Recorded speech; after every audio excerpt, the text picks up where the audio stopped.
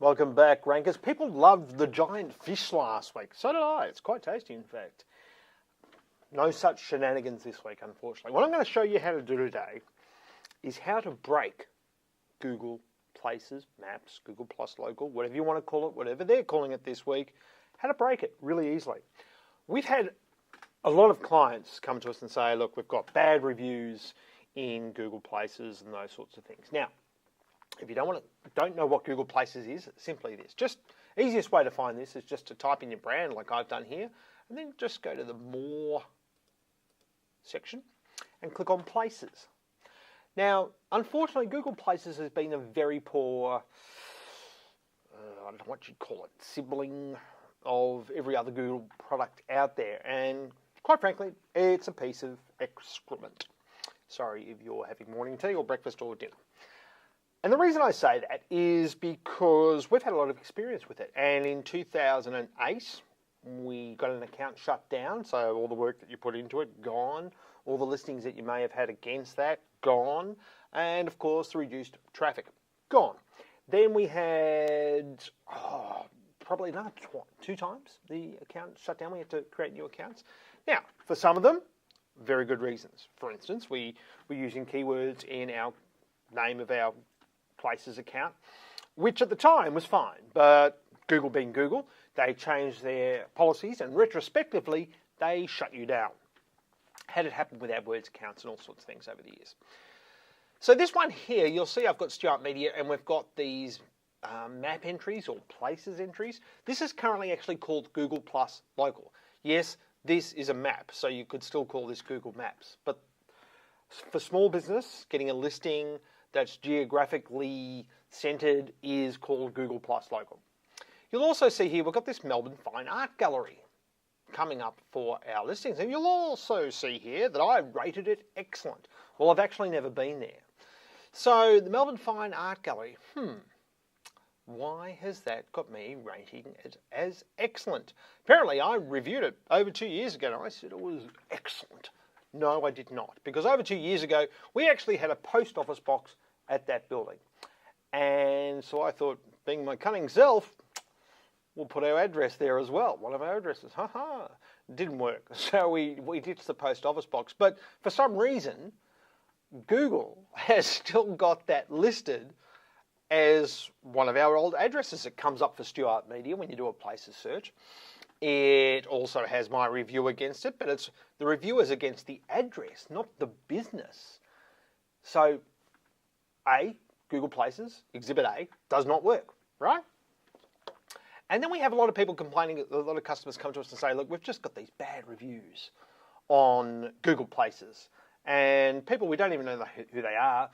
Some people we know who have got a gripe against us and there's nothing you can do about it. Well, all you can do about it is try to engage if you have a bad review. A couple of years ago, I said to people when Google first allowed reviews, I said, hey, if you like the show, if you like the video that you watch or the blog post that you read, why don't you just go to Google, type in our brand, click on Places and leave a review. So about 20 or 30 people did that within about 24 hours. Our Google Plus Places account got shut down because the algorithm kicked in and said, nah, you must be scammers. You must be trying to just get all these good reviews and you must have bought them all. We had no recourse. So you know what I'm going to do? I'm going to break it again. But before I do that, I just want to show you something. If you go and have a look at our reviews, we've got former employee, thank you, Joel. This bloke here of unknown origin, a Google user who says we're scammers. I mean, now, who is that? I've actually put a response there saying, not sure who you are, but, you know, what's the problem? Something we can help with? What happened? Probably someone, I'm guessing, who doesn't even know who we are. Possibly a disgruntled former employee, possibly a competitor. I don't know.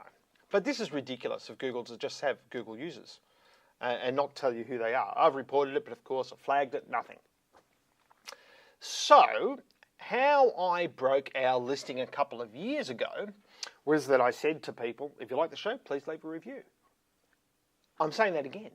If you like the show, please leave a review. I want to see if that algorithm has been changed so that Google gets a bit more sophisticated other than this many reviews in this much time.